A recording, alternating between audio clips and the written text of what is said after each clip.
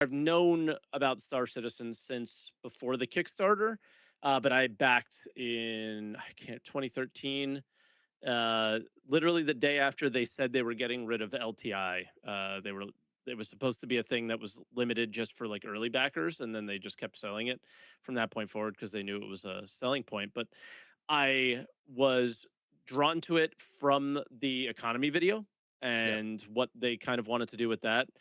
Because I was playing a dying MMO, and you were watching people just kind of set prices that didn't make sense, and it was just like, oh, I like this idea of them controlling the economy, and now I actively speak against that constantly. But yeah, I stream on Twitch, make YouTube videos, talk about the game, and the basis of everything that I do is I've played a lot of MMO hours. I have not played a lot of different MMOs, um, but if Star Citizen wants to be an MMO, there's certain things that they just like have to do well, Yeah. and I tend to just like really enjoy talking about what I love from my MMO experiences that I would love to see in Star Citizen, and that's basically what I do every day. Is just talk about that with a few people in chat and on YouTube, and just have fun with that, and make light of the situation that we're in, and Yeah. because what else can you do?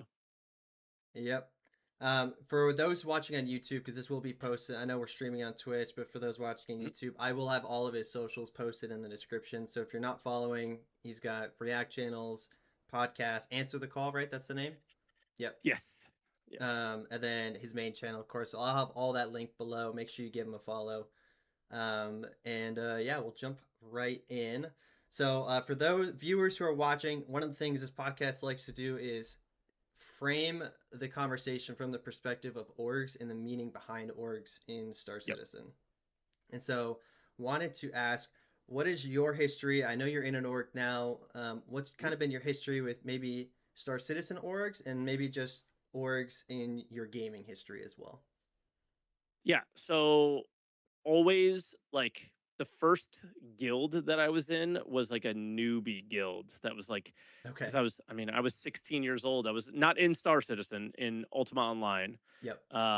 And I was like, no, was I 16? Yeah, I was like around 16. And I was like, I don't know anything. This is like the first MMO ever. I have no idea what the heck is going on.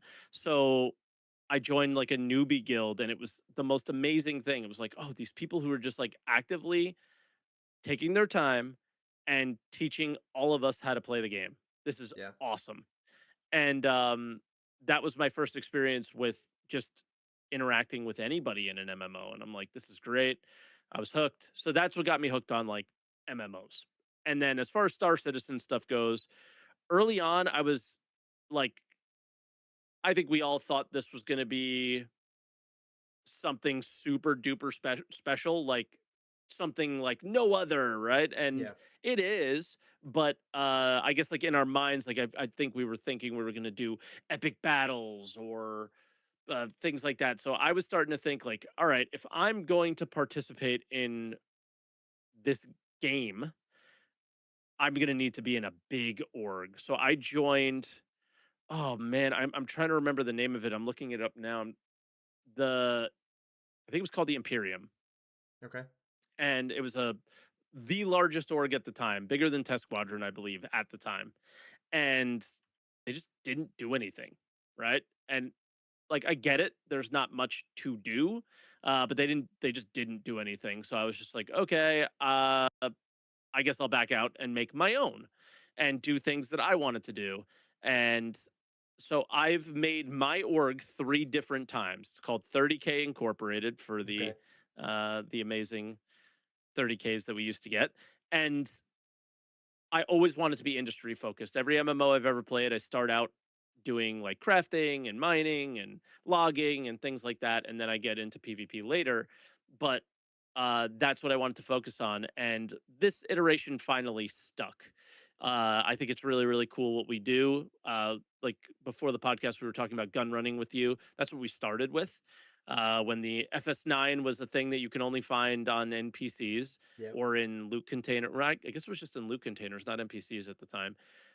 We went and grinded for PvP orgs and would sell them to them, like Yep. Mongrel Squad and things like that.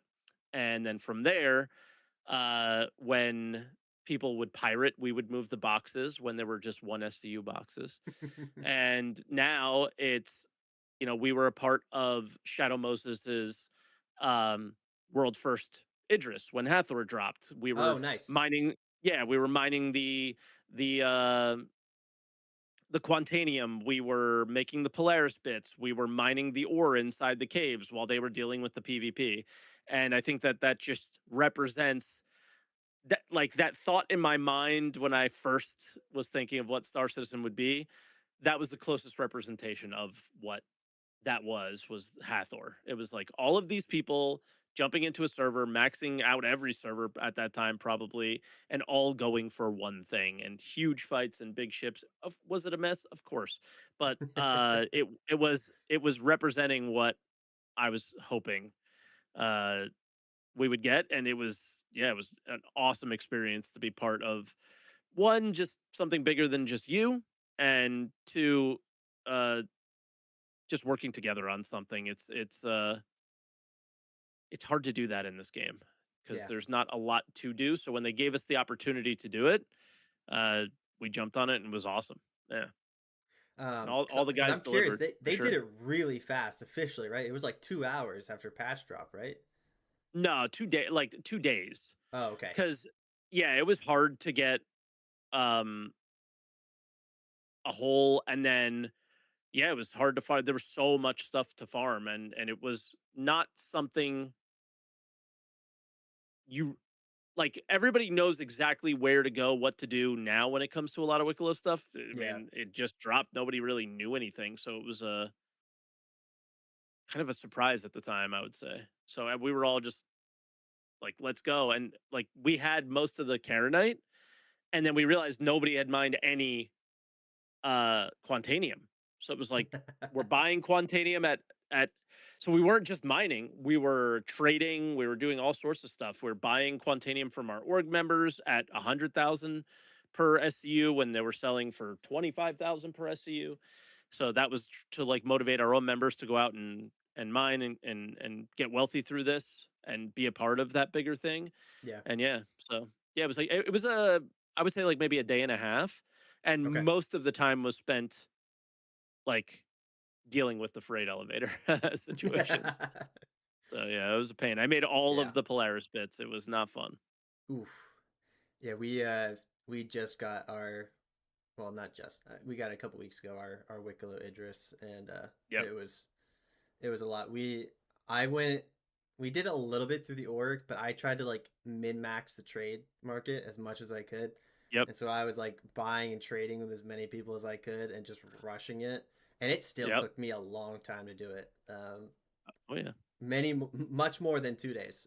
It was like, I think like 2.5 weeks or something like that for me to get it. Yeah. I mean, the Idris is excessive, an excessive amount of Yeah. materials, and materials that are lots of bugs around them, right? Yeah. We're going for our second one because we have like a group of people that run content at like US nighttime, Yep. and then we have a group that runs EU nighttime, and the EU side doesn't have one. And we we kind of need one for some of the mining stuff we do, which is actually quite awesome. They they take they take like prospectors and smaller ships. They go through the back of the Idris, stop in the middle, and then there's a team that's like an F1 pit stop, takes the bags off, puts fresh bags on, and then you go out. That's And then awesome. the bags get moved by like logistics people to the refinery, and then they get refined. And it's super cool. So we don't have that for the EU time zone. So yeah, Yeah, we don't it's use it really, for combat. yeah. It's really cool and I think it's what draws a lot of people to Star Citizen is that idea of like larger scale teamwork being involved. And to your point, there's not a ton of options to do that right now. No. So when you can find them, it's a really cool Yep. moment and a cool grind. But getting those is rather challenging. Absolutely. Yeah. Um, we we're experimenting with a new way to do that by doing like org contracts, I guess. So we just like entered into a contract with Space Tomatoes org where he's trying to get 50 Apex Valakar fangs, and Okay. so we're gonna get that for him, and in exchange, he's gonna give us like a bucket load of grade A components.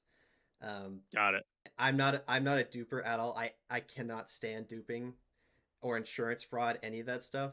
So I try to like always source my stuff legit. Is it honestly a waste of time given the game we play? Yeah, Of but course.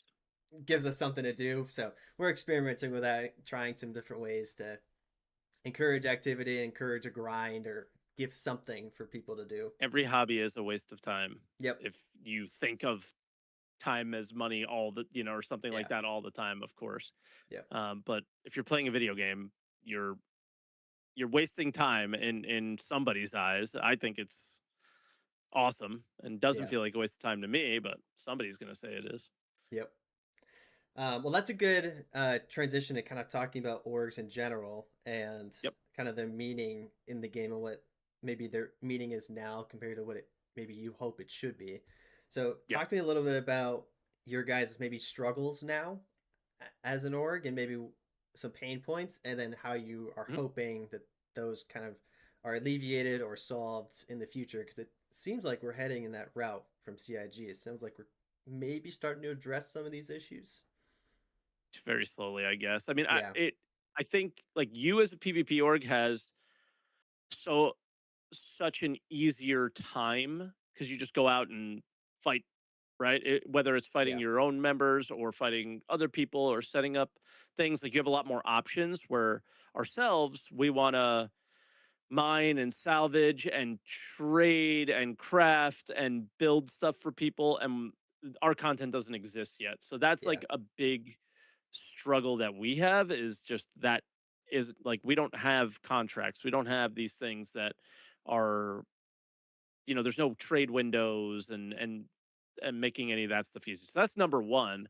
But number 2 is just generally, the lack of economy in the game makes it really unmotivating for people. So I think we have the coolest system in our org that anybody has. I don't think anybody's doing this to the level that we're doing, at least in Star Citizen, where we use a WoW bot that Okay. gives something called DKP to our members for joining fleets and turning in Wicklow items and things that we can trade and buy and sell and eventually craft, hopefully. And they're able to use that DKP, or just consider it credits, our own internal currency, Yeah. to buy shares in the company.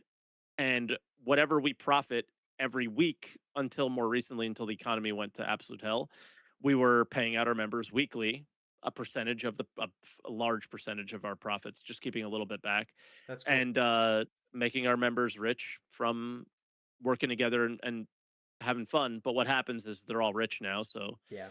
like what motivates them to want to keep playing is the hard part. So it's not like we're building cool bases. Like, I don't know. My goal for the org would be way more along the lines of like, the goal is always to provide content to your members, right? But what's Yep. content for miners and salvagers? Probably like the best possible refineries or the best possible salvage breakdown facilities, whatever, space stations and bases and things that you would not be able to do on your own. You have to do as a collective, and then try to do it at the highest level possible, so every bit of content is available to them, right? Yeah. Or finishing events quickly. Like that's basically what we're doing now. But um, so yeah, the lack of like certain things like base building, trading windows, contracts, things like that, um, and just general economy is such a struggle for us. Yeah. And I think you pose an interesting question and point there. From an org like you guys who are more on the industrial side, Mhm. what do you place more value on from a game development standpoint? Do you place more value on the internal game tools like the like game contracts or things coming out that are org focused, or do you think kind of org interactions between other orgs to generate that through additional gameplay systems is more important? So think like player trade essentially, where you can have bigger contracts flowing through the game as opposed to like um, What you're doing, small. right? Yeah, Like, yeah. exactly. Do you think what's your take, I guess, on on strictly player to player interaction versus in-game systems to generate that content for your org? I guess I'd have to ask you to clarify a little bit more because like what's like an in-game? You're talking about like a contract in-game being an Yeah, so in-game think like system? a like mining contracts, salvage contracts. Currently, they're fairly like small focus. They're not super large, and the value there currently is just money. So Ah, okay, I understand. So you're talking about like Moby Glass missions versus doing stuff for each other. yes, exactly. Got it. Oh yeah, like the thing that drives me absolutely insane is this like in crazy focus on missions Yeah, when without giving us like they've built this like crazy big universe and no tools for us to kind of go out there and just play in it. Uh, the tools seem to be these missions where it's like that's not motivating anybody to do anything together. All of yeah, that mission content is mostly solo driven. yep, So, oh yeah, uh, like love the mission team. Two of them are in my org, but hate the missions. yeah, Like I just wish we were it made so much more sense to go and mine. Like, dude, I think this week or next week we're getting these mining contracts and salvage contracts. yep, Go look at how much they're paying. They pay more than if you were going to go to the highest yep. spot to sell your RMC or your ore. It's like you're actively working against players working together and you're making an MMO. Yeah. I'm confused. So do you think like from a first step standpoint, maybe from maybe the Moby Glass team or mission team, I'm not sure what team would handle it, but Mm, I'm sure you're familiar with like how we can post or we used to be able to do like the transport contracts and the medical yep. contracts, and players could create those through the Moby Glass. Do you think doing something like that where a player just in game posts a contract that says I need X materials and then it pops it up so anyone can accept it? Do you think that would be like a good starting point for this, or do you think we need like a total overhaul of this system in order for you guys to kind of get? No, we need a new system. Like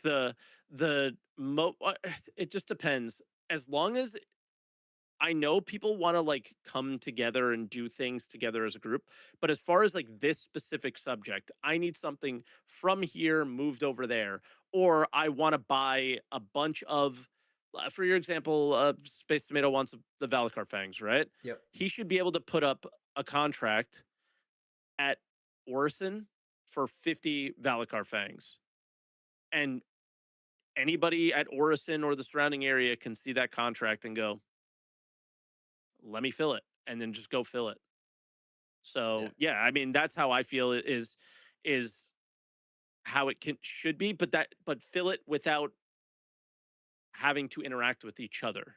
Yeah. Does that like I know that that's like counterintuitive, but it's not at all.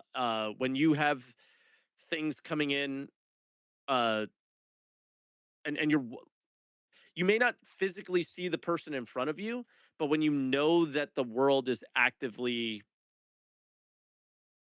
active I can't is the Yeah. best word. It's a very good feeling. I play a lot of Eve Online. That's exactly how it works. Is almost everything is hands off, but because I put up a contract and say fly all of this stuff from all the way over here through treacherous areas and bring it here, and a day or two later it's there, is like whoa. And I know only a player did that. Yeah. Like that's the big thing about like this whole NPC economy thing that they want to do. You won't know if a player did it, and Yep. that makes it feel less cool. Yeah. I totally agree with you on that. Yeah. Um, so I think that that flows nicely into our next topic, which is kind of player trading and Mhm. how that should interact with this whole system and maybe what it should look like and shouldn't look like. You guys do some player trading right now, right? Just Yeah, we're not interacting with any orgs or anything like that right now, just okay. because the economy is so broken. Yeah. But if it was not, we absolutely would. I don't know. Do you want examples of some things that we Um, do? walk me through maybe let's say the economy's not broken. Um, Yep. walk me through what your current process would be to have that interaction, and then after that, we'll flow into what you think that interaction should look like using in-game tools or whatever. Cool. Yeah, super easy. So right now, the main thing we would do is we use UEX. We have an org Yep. account that multiple people have the username and password to, and throughout the day, we'll log in to that account, and we'll log into the UEX account, and try to be on as many hours a day to deal with anything that we want to buy or anything that we want to sell from UEX. That's one part of it, and that was the main source of income. And then what I realized is orgs, potentially like orgs like yourself, uh, other piracy orgs, other PvP orgs, they don't want to do that. They don't have anybody that wants to do that. So another thing that we did was we reached out to some of my friends that were in bigger PvP orgs and said, "Hey, if you've pirated anything, if you've earned any like Wicklow items or CZ stuff or whatever, and you want to sell it on UEX, but you don't want to deal with all the heartache, pain of it, because it is painful, let me Yeah. tell you, we'll buy it from you for 85% of the UEX price right now, and we'll buy it all in bulk. So like 300 million to you, 600 million to you right now, Yep. and you don't have to deal with it." So we made some deals like that. So once a month, we would just collect all of their crap, and then we would go and sell it for a profit, Nice. which was pretty cool. So that was one thing that we did, and then yeah, and then I guess the only other example was the Hathor stuff when that first came out, and gun running from way back, which I can't wait Yeah. to do again. Yeah, gun running is fun. That's how I got introduced to player trading was Yep. um I was in a previous org and I was kind of running their bounty hunting group. And we did a lot of like gray op type stuff. And I Hmm. was trying to generate more gameplay for my guys that I was kind of leading at the time. And I was like, what's like the most gray up thing you can do? Back alley selling guns to people. Yep. And I was like, that sounds awesome. And so I started Yeah. experimenting with just selling railguns, rocket launchers, grenade launchers. And that was like Yeah. the big three. And then Oh now yeah. it's transition, grenade launchers out, boom tube is in. And Yep. that's, I still mostly focus on that just because it's really fun. It feels really cool. Wicklow stuff is such a pain. I tend to avoid it if I can, but it's so needed right now that you kind of are shooting yourself in the foot not doing it. So, Yeah. but I don't even It's do it all at we all got. anymore because who needs money? um, Yeah. so yeah, the that whole gun running idea is so cool to me, and I got inspired to it, which I actually just learned this the other week. Um, I got inspired to do that from the movie Lord of War with Nicolas Oh, Cage, now you know. and I did not know that Chris Roberts was an executive producer on that movie, and I was like, Yep. look at that, Chris Roberts all over here. Um, so what do you think then? Because I think that setup's actually not a horrible setup. I think it's a neat idea to kind of like go out to these PvP orgs and offer to buy it from them. I think that's a cool Yeah. idea.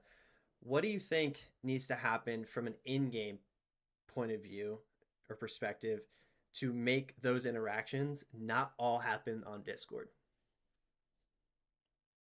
Those contract systems, like simple as that. It's so I can't describe how simple it is in Eve Online. Like you literally can put everything into a container, Yep. say Control A, right click, create contract. You can write the individual's name in. You can create a contract for a corporation, and that's that. Like it is, or it could just be public, and you could just say all of these things are available for 1 million credits. Pick it up here, and then you figure out what you want to do with it after. Uh, Again, Star Citizen, the big thing about Star Citizen, and people might not like that because people do like the idea of, you gave the example of people coming onto your Idris and buying guns on your Idris, Yeah. right? That this is counterintuitive to that. You could still do stuff like that if you want to, right? You may not want people to know that you have these kind of things or Yeah. whatever, right? So you could still do it sneakily if you want. But if you want this to work at scale, that everybody can do, that everybody's comfortable with. It has to be simple. It has to Yep. be easy. And I'm sorry, but you and I linking up on time is never going to be easy. I Yeah. wake up at 4 o'clock in the morning. I'm going to bed in 4 hours, Yeah. right? Like, you're probably just ending your stream then. I'm not usually on at this time. Like, Yep. I make exceptions here and there to come on and do stuff like this.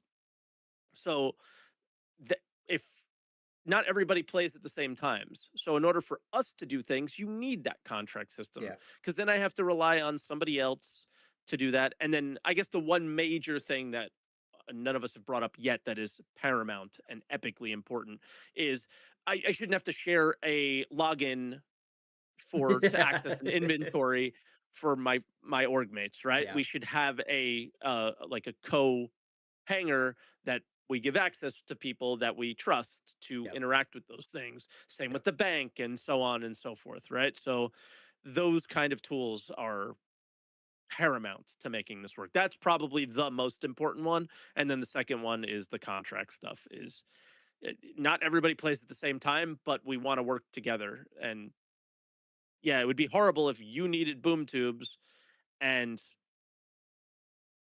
the server's kind of dead at the time you're Yeah. playing, let's say. Like, is that fair to you know? But you could get them at any time of the day with a contract, so I think that's important. Yeah. We had a funny way with trying to make a system like that in a game that just doesn't support it at all. So when I first started my org, we were obviously just starting out, brand new, only had a couple Yep, members, but all of us at the time did trading, and yep, so we use an alternate account and would park it on a shard, and just like we had a mouse mover so that it would never get disconnected, and so that yep, shard became our like everything we did was out of that one shard, and assuming that shard didn't crash, we were fine.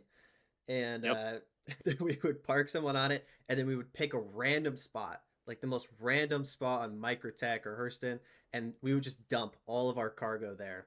And so that way, if people needed to access org inventory, they would just go to that spot yep. and do it. And it was so jank and so broken, and we lost countless boxes Of of course. items.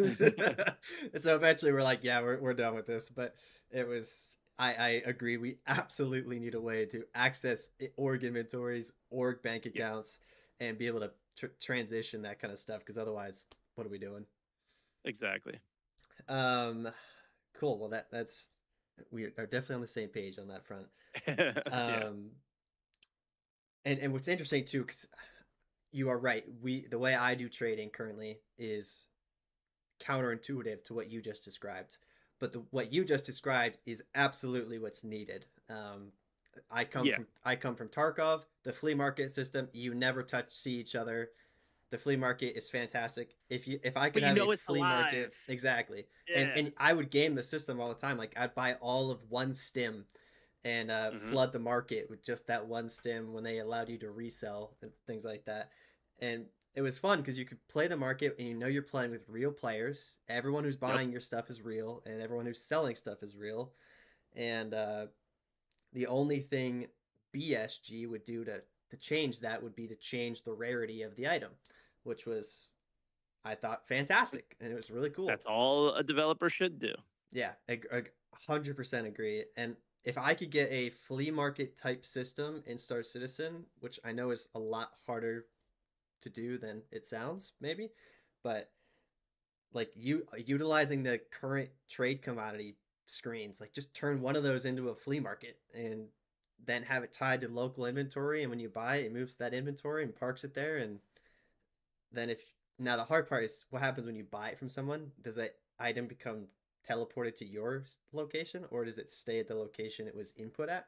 I don't know how Oh, that it has should to stay at work. the location. I agree. Yeah. I think it has to stay.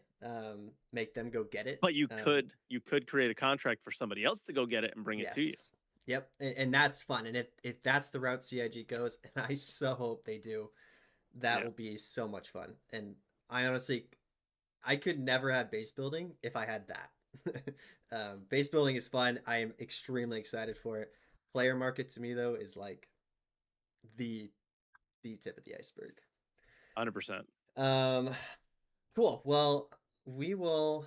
I was gonna put us in an instancing, but I think what we'll do, because I think this is a nice segue, is let's talk about base building a little bit and crafting and Yep. how that's all gonna work with the hopeful economy and um, inventory and stuff like that. So I know Mhm. you got to test out crafting, and from the Yep. video I watched, seemed like you had pretty positive things to say about it. Um, Oh yeah. Curious what your thoughts are on crafting and eventually we don't know a ton about base building, but how that will lead into base building and kind of the what are some necessary resource sinks you think that we need to see come into that and kind of loops that make it so resources are being killed off or despawned or whatever and new ones have to Sure. be injected back in. What do you think that loop should look like? Well, number one, what we know about Stanton is you're not going to be able to loot anyone's bases or destroy them. So Yep. the absolute main thing that has to happen there is taxes. It's got to be expensive to do anything there. To kind of inch you to a place like Pyro to do it on the frontier where it's dangerous. Number one, uh, I do think that I will always say this, and I will get lots of hate for it. I don't care. Our ships should be destroyed. Our armor should get destroyed. Our weapons should get destroyed in some way. It does look like they're going in that direction in some way, shape, or form, but we don't know exactly how it's going to work because there's durability on everything now. Um, and yeah, so when you go to the risky places, that's that's the monetary sink there, right? You can't just have none Yeah. and you're on a dead server and everything's fine, right? If you always have the chance of getting blown up, then it could cost you. Yep. But that's the number one thing. Resource sinks into stuff like base building and crafting is just like you mentioned before, the company can be like, it's not expensive enough to make a Volt weapon, so Yeah. we need to dial this up a little bit. Now, one of the things with crafting was Volt weapons are going to be really expensive to make because they have Janelite as the thing that makes the Yeah. the lightning bolt. So that's going to be pretty expensive. So yeah, like determining pricing is going to be really cool when it comes to that. But yeah, as far as sinks go, taxes, fuel Yep. to power these kinds of things.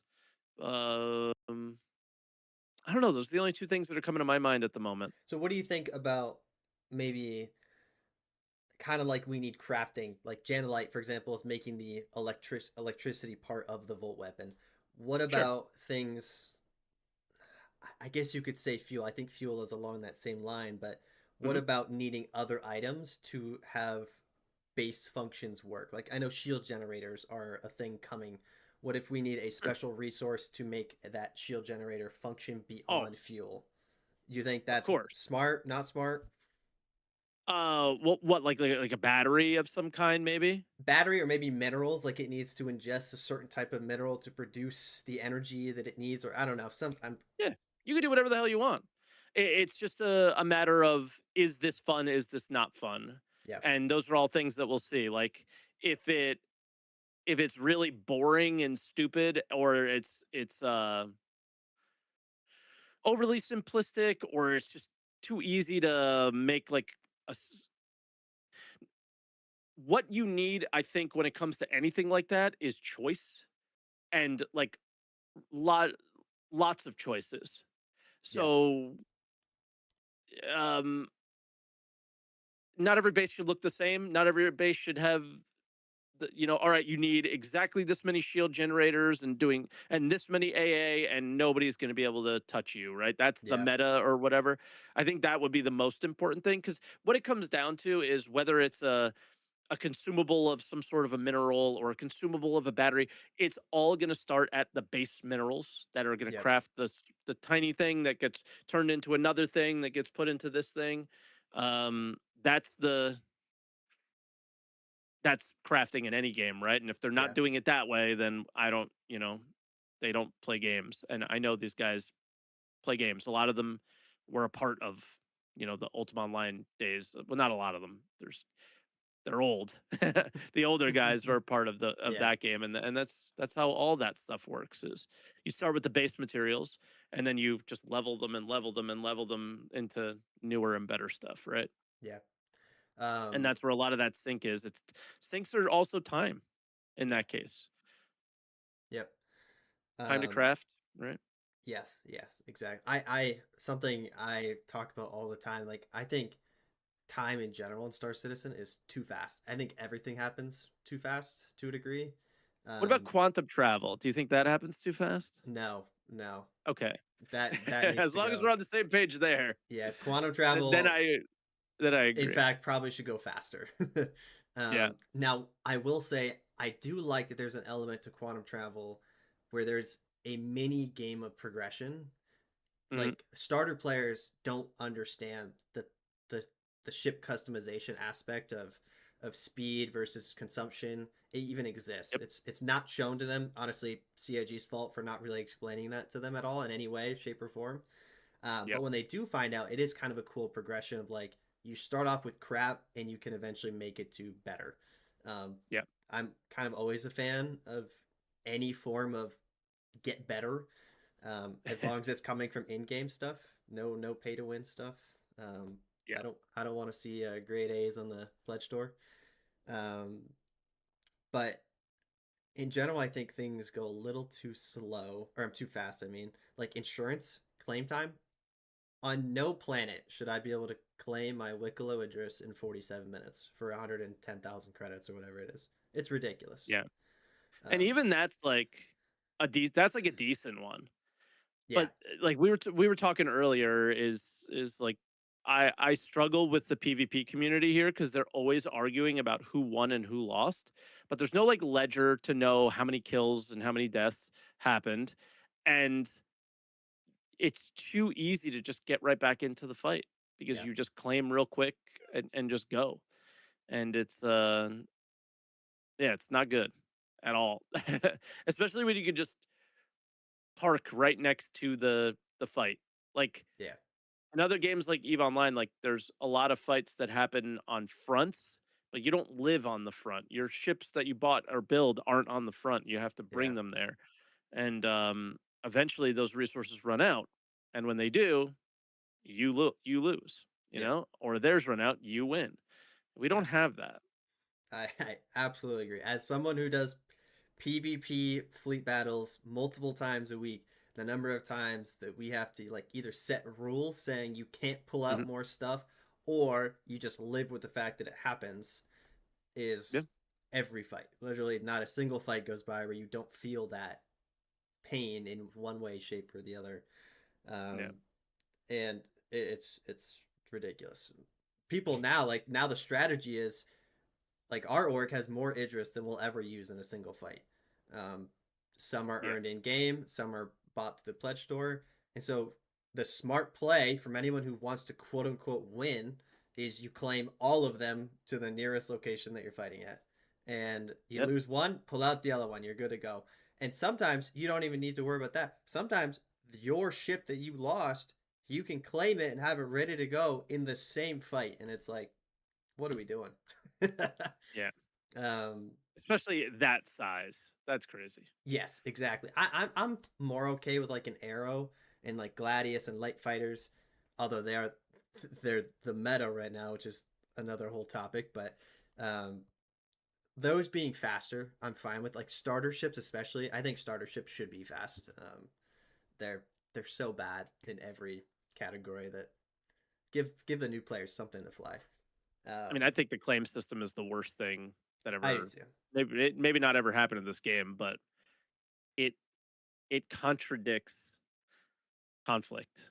Yeah, and it I don't know how personally I don't know how they come up with a system that feels rewarding and also feels fun painful and Yeah, fun allows painful is a very yeah yeah, and allows the claim system to function even close to the way it does now. I just don't see how they do that personally. The only thing I can think of, which they've kind of hinted at, is like the upgrading of ships through like yep, crafting and stuff like that. And then like every time that ship dies, it needs to reset back to level one base components, nothing upgraded. and you've now got to feel that pain of having to do that over again.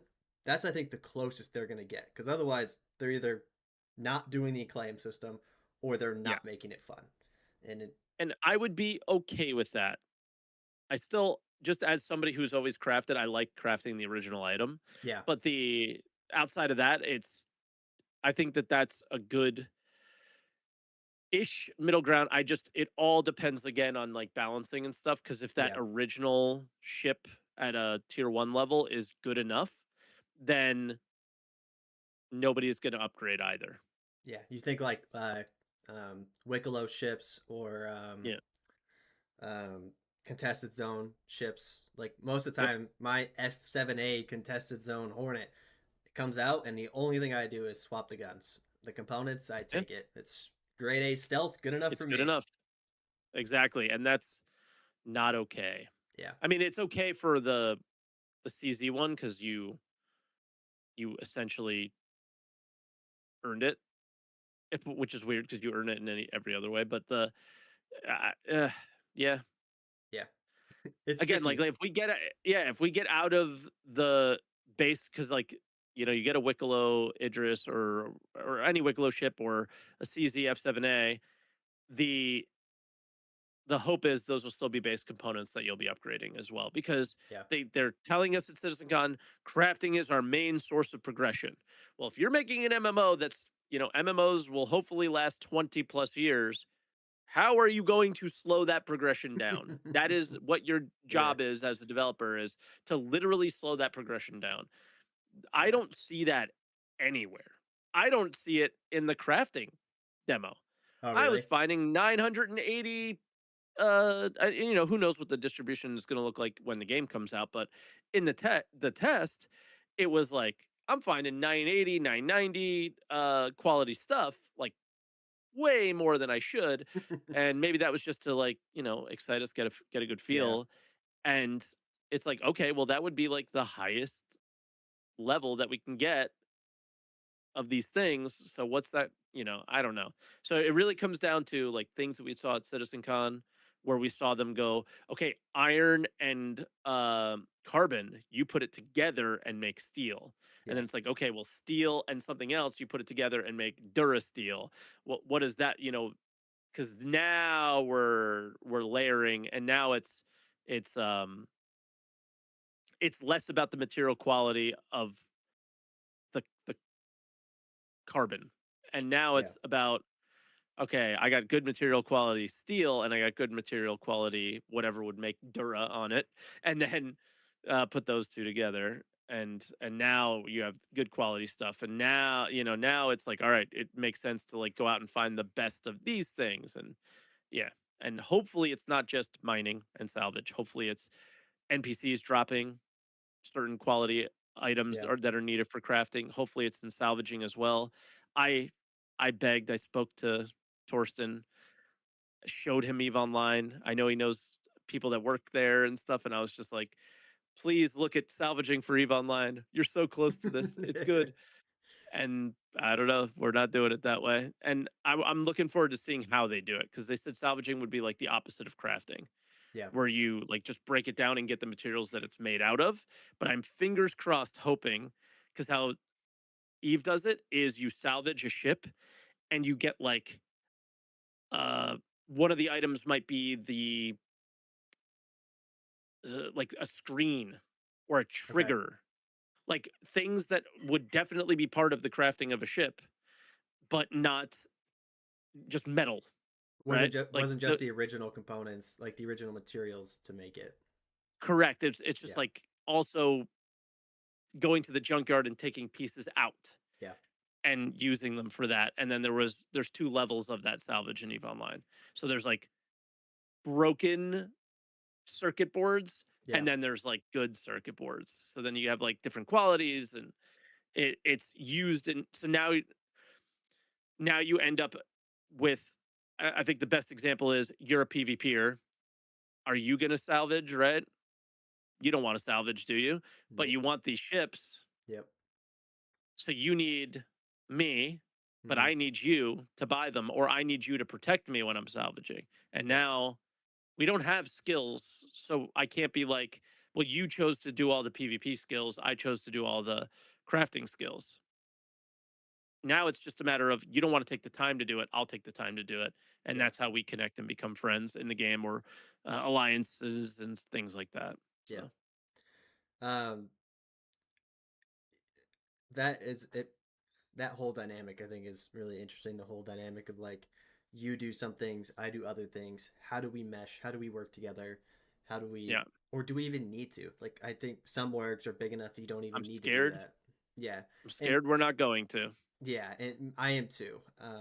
I like currently I force it to happen. Like I Yeah. will unnecessarily just be like, "Hey, I don't really feel like doing this. Can you just do it for me? And I'll pay you X amount of credits." Am I Hmm. capable of doing it? Could I have asked my org mates to do it for me? 100%. But I'm Yep. trying to like encourage that gameplay, and I always try to talk about it on episodes like this or Twitter. I yap on Twitter all the time to who knows who. Um, I and got off of that. um, and it's interesting. Now, a question I want to ask is like that whole dynamic of I want you to protect me. I Hmm. think from a PvPer's standpoint, I hear that and I immediately laugh. Yeah. Because why?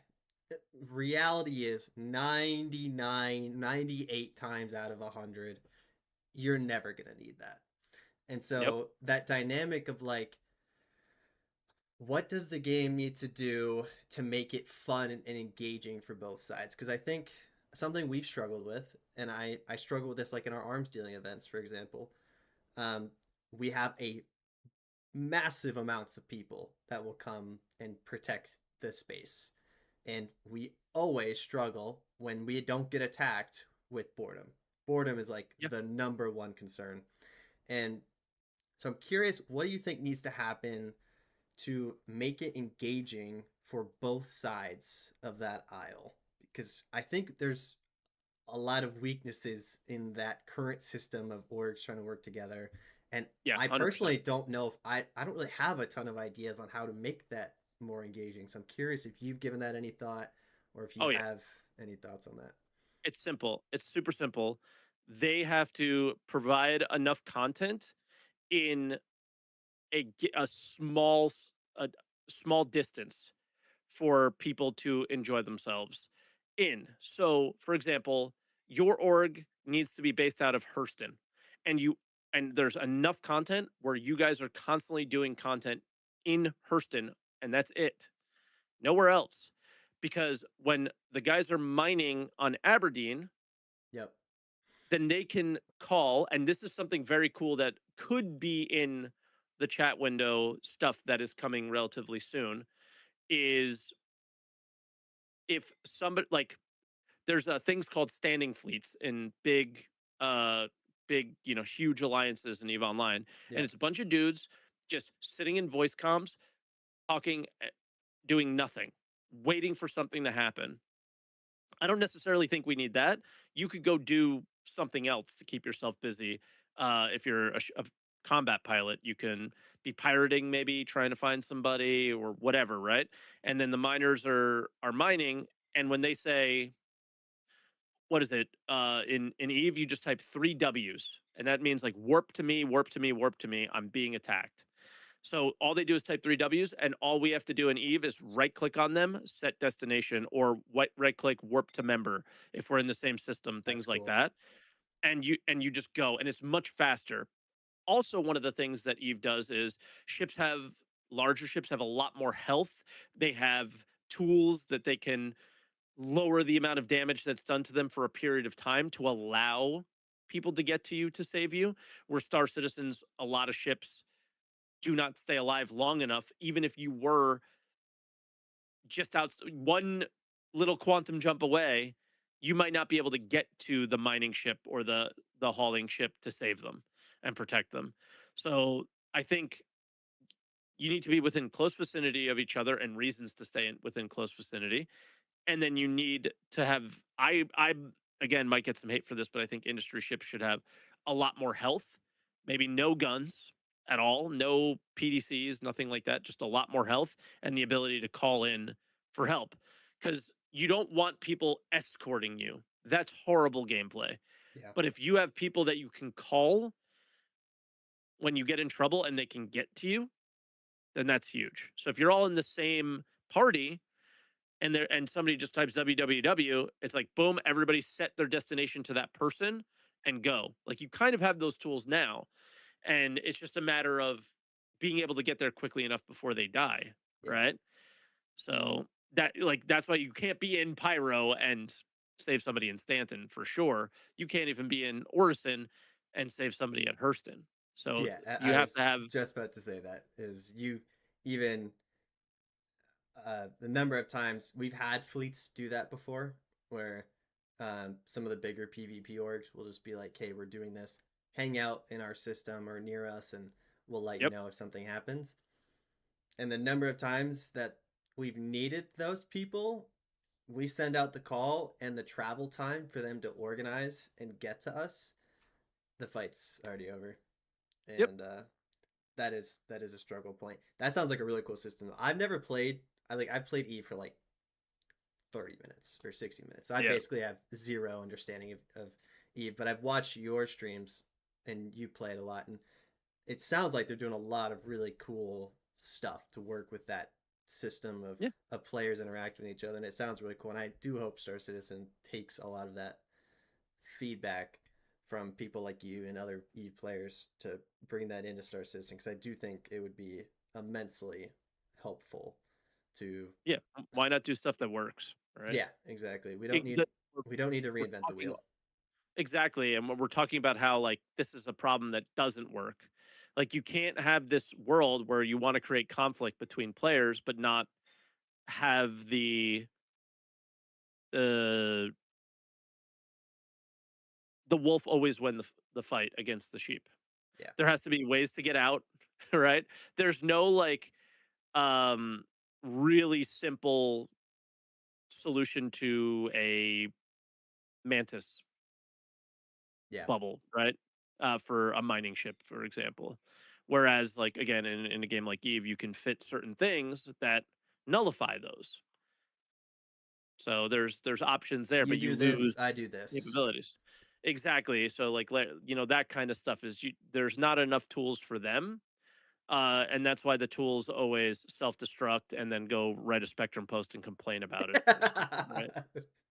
So Yeah. dumb. I uh I experienced that the other day, not quite the Spectrum post, but I had a guy, because I was in my Idris, I was prepping for our org event, and actually was prepping for what I'm doing right after this stream. And I was loading it up with ships and cargo and guns and all the stuff I was going to need for a 3 hour hunt of other players. And Yep. some guy saw me solo loading it. I was being a little risky. I had to park it at Seraphim to try to load other ships in, and Hmm. I kept having to like open and close doors. And at some point, someone snuck on. Massive creds Yeah. to him, no hate to him at all. Where I got uncomfy, and I wasn't mad, I just was disappointed, was I had a lot of really valuable stuff on that ship, and had he Yeah. chosen to take it, it would have been awesome. I would have applauded him. Well done, sir. You got me. Instead, he waited for me to leave Armistice Zone. He killed me in the pilot seat. Again, I was solo. I deserve it. I'm solo. I get it. Um, and then he blew up my ship, self destructed it, took nothing. He killed himself simply because I was a solo pilot. And I was like, all right, what are we Yep. doing?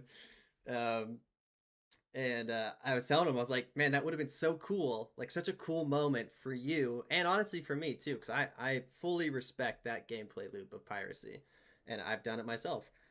Like that could have been such a cool moment had you chosen to take a second to look. Like I wasn't really hiding the cargo; it was in plain sight, and he just chose to ignore it and just was high, single focused on self destruct my ship, and he had no loss from it, so he doesn't care. And Yep. all it did was set me back like 2 hours of prep, which is not the end of the world. I'm not really mad about it. I was more just disappointed. Like we don't have the game yet that encourages that behavior of let me take Sure we do. valuable things fully. Sure we do.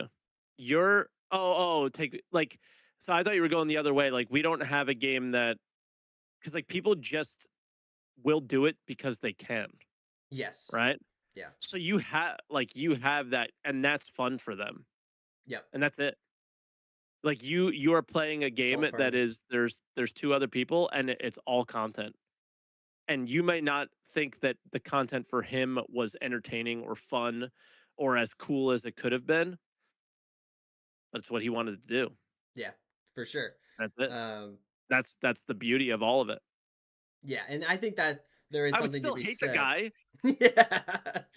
but Um, in the end, that's the beauty about it. yeah, and there is something to be said about we're in an open world where anyone can set their own goals and expectations of Yep, what is fun and cry about it on a spectrum all you want. Unfortunately, if they're not breaking TOS, it's in the game, and exactly. um, learn to live with it and adapt. And if you don't, get left behind.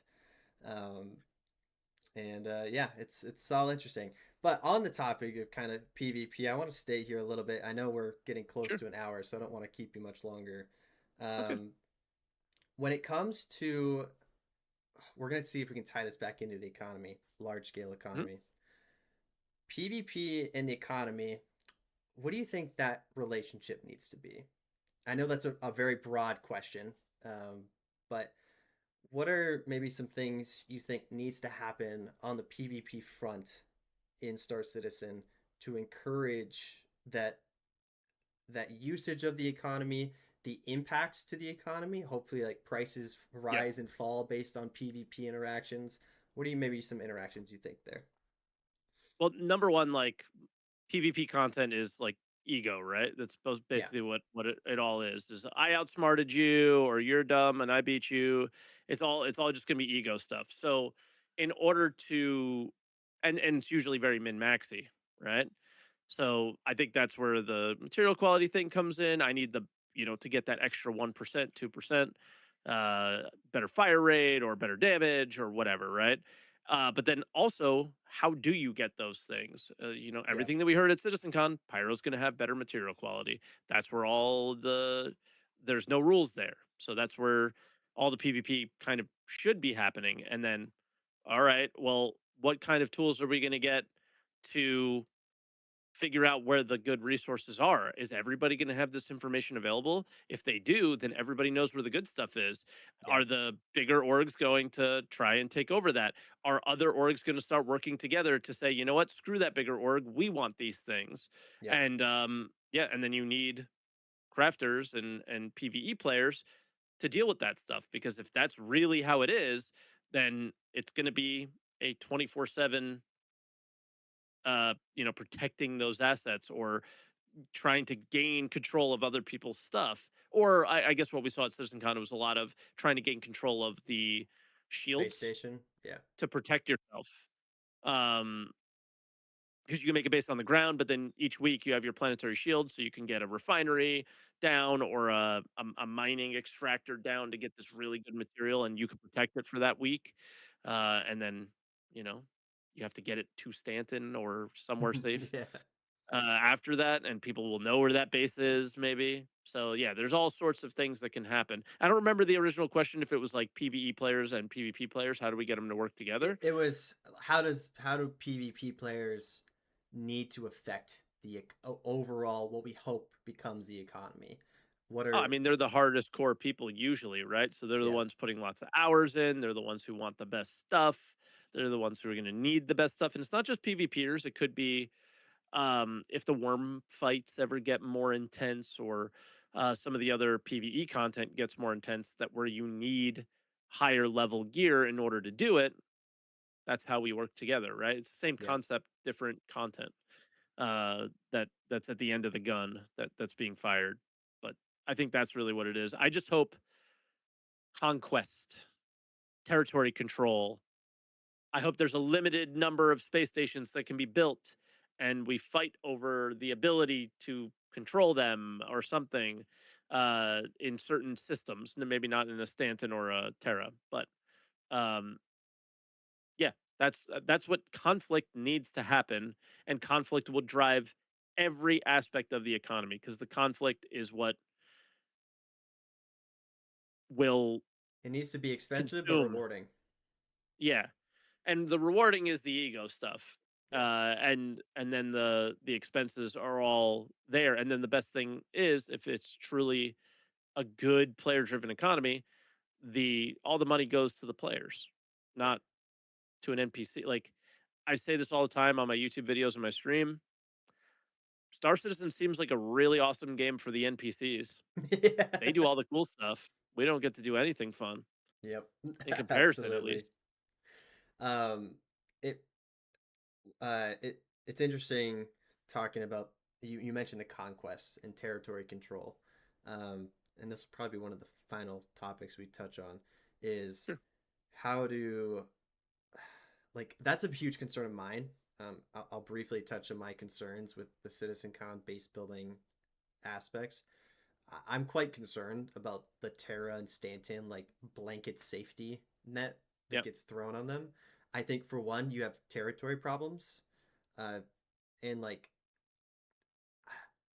I struggle to see a scenario where we don't see mega orgs just control such huge amounts of space that in all the important spaces that the smaller groups can't. And then also Yep. like how do you stop people from just never stop growing and like hit a threshold where you it's just too expensive to keep going? And how do you Sure. prevent that like in Pyro base rating, that is that That's mechanic. the thing. That's what will Yeah. prevent you from growing indefinitely. But in Terra and Stanton, these safer systems, like, do you scale the taxes per square foot? Like, the more square footage you have, the more expensive it gets incrementally, or something like that. I don't know how to handle that, and I don't even know if there is a good way to handle that. But it's a huge You concern of don't mine. have to. Yeah, all you have to do is voice that concern. So like that's the one thing that CIG does. They try to turn us into game designers. So cuz they want us to imagine Yeah, how the game will be, and then through that imagination you feel like you now need uh uh, consolidated Outland Pioneer to build your base, right? And that's $1,000. yeah, And you just feel like you need it now because in your imagination, you want to be doing that base building and you need this to do that. And, but because of that, they also like, "Oh, we're going to take you into game development and all that stuff." And you start thinking that you have to tell them the solution to the problem. yeah, You just need to tell them that it's a problem and they may already know that problem, yeah, right? So they did say low risk, higher taxes. In the I'm almost positive it said higher taxes in the PowerPoint yep, from way yeah. I back think they when, did. right? So that's one of the things they're thinking about. So they have the same concern you do. That's number one. So just knowing that is should give you some peace. Yeah, And then it just comes down to balance. If they start seeing Test Squadron just making a grand city, number one, kind of cool. that that might be cool. That might be pretty cool. And it might not hurt anybody because there's a lot of space Yeah, and a lot of room to build stuff. So is that even a negative? Maybe, maybe not. Um, we'll have to see on that front. And yeah, I think that's what it is. I think that we just need to say, hey, there are these orgs that have all these things. Don't you just can't let them take it too far. But also in games like this, people that don't invest time into them don't get rewarded yeah, as much as the people who do. And that's just the end of it. Deal with it. yep. Like, I'm sorry, but so many people bought Idris's on the website. So many people bought Polaris's on the website. So many people bought Pioneers with land on the website, right? And at some point, we all have to play a game. And the people who play it more and invest more time in it are going to get more out of it. Yeah, That's just how for life sure. works. If you do that stuff in real life, it's the same thing. They're choosing to do it here. You choose to do it in your real life. They are certainly making less money than you, probably, and others, and then you're making less money than them in the game. They're choosing to do it in a virtual world. You're choosing to do it in real life. we all make our choices, deal with them. Yep. And I don't see what the, I don't think it's okay for you to make the choice to not invest any time in the game and then complain that you don't have what the guy who did For invest sure. time in For gets. sure. Because I don't get to do that in real life. So why do you get to do it in the game that I might be investing time into? Yeah. And I again, to bring up Eve again, I don't invest a lot of time into it. I play very little. I don't expect to be able to be building capital ships and owning space stations and having all the things and being a trillionaire because I don't want to be running 30 accounts and doing all these crazy things because I don't feel like investing that much time into it. I play a little bit, I do little things, try to get more efficient, make more money, try new things, and that's it. I get what I'm putting into it out. That's Yeah. it. But yeah, like what they have to do is we just need to say, hey, whoa, whoa, whoa, pump the brakes. Like this entire org took over all of the valuable resources on an entire planet. Yep. Doubt that will happen. But if it does, all we gotta do is tell them about it, and they'll deal. They if they're a good game developer, they'll deal with it, Yep. right? Yeah, it's interesting. I'm really curious to see how they handle it. Like you're saying, we don't need to solve it. We just need to tell them it's a problem. And Yeah, I forget that a lot because I do get sucked in. It's one of my it's favorite hard parts of because it's Star fun. Citizen. It is. It's fun. It's what Yeah, drew me into Star Citizen was like feeling like you were just way more involved than any other game you've been excited about, and yeah, hearing about the development is really cool. Um, but and to prove your point about ships and stuff like that, I pulled up our org fleet on Fleet Yards. If this doesn't prove your point, I don't know what will. Um, so we've only got 22 people who connected to our Fleet Yards account. We have yep. 22 members on here, 254 ships, and the minimum crew to crew those ships is 353, and we have 22 on there right now. And it's like, what are we doing? And then tie bases into that. Yeah, exactly. People should have to be managing those and dealing with fuel and moving inventories around. Yeah. It's It's silly. yeah, the whole thing is interesting. It's really interesting. I'm extremely excited to see it develop. I really hope they give this a lot of thought and uh, don't just pledge store the entire thing and Yeah, pledge make store the way it looks. yes, yeah.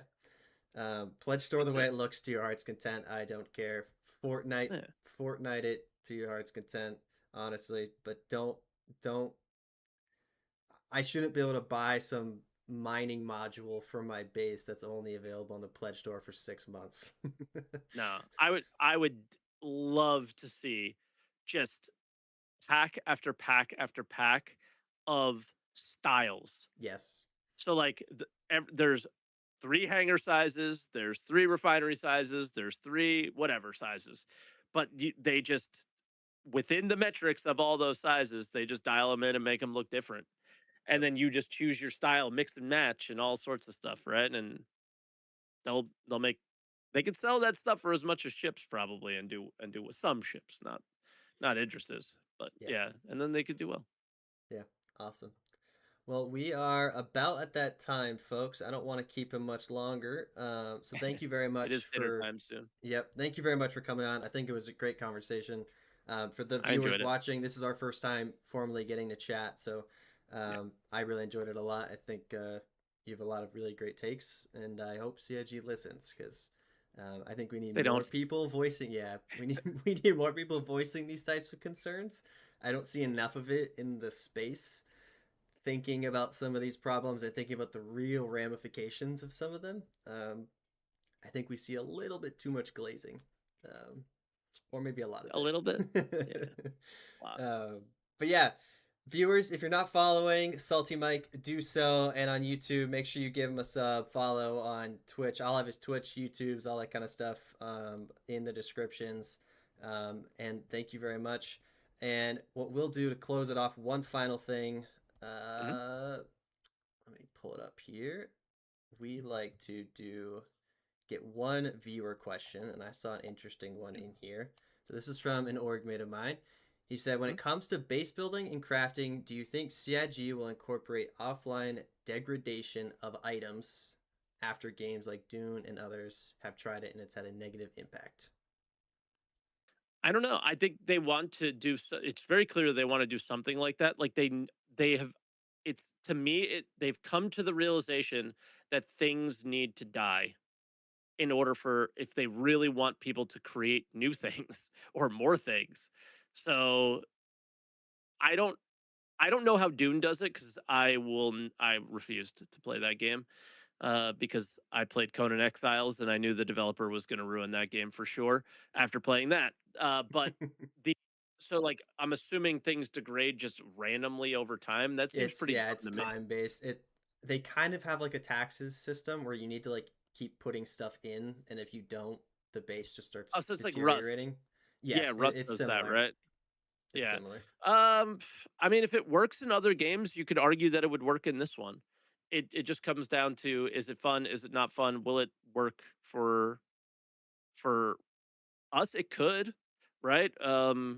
I think it's a good way of combating the overcrowding problem. Absolutely. Yeah, because the bigger you get, the more I get that's what Rust does, I believe. The bigger you get, the more resources you have to put into it. Yep. So yeah, I could see that working. Maybe not degradation, but the upkeep of some kind would definitely eventually make it worse. But then when you get a test squadron, is anything gonna stop a Zerg like that? Probably not when your Yep. servers are 700 people. They'll just have their own private server every day, right? If it stays that way. So yeah, Yeah. Awesome. I don't Well, know. thank you very much. We will wrap it up there. Chat, just so you guys know, I am going to shut the stream down temporarily to do some overlay changes and whatnot, some upkeep. And I will close off this recording and whatnot. I'll be back live in probably 10 minutes or less. And then we will get into the gameplay portion of today's stream. And we'll be doing some fleet PvP hunting at Hathor and other locations. Ooh, But for now, we will close this up. Thank you very much for popping in again, man. It was a lot of fun. of course, And good time. viewers, make sure to go give him a follow. And on that note, we will wrap it up there.